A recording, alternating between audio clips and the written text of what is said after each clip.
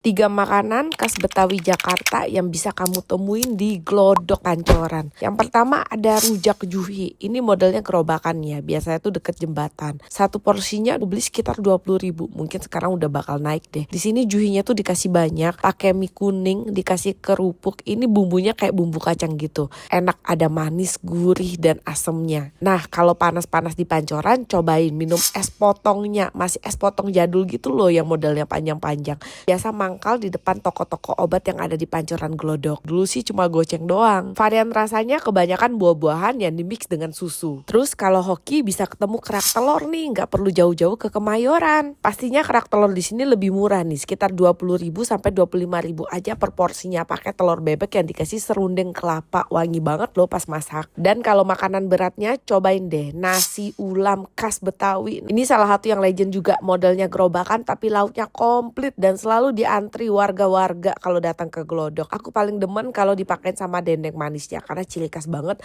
dan disiram dengan kuah yang manis di atasnya. Sebenarnya Glodok tuh masih banyak lagi kulineran jadul khas Jakartanya. Coba kalau kalian biasa jajan apa di Glodok?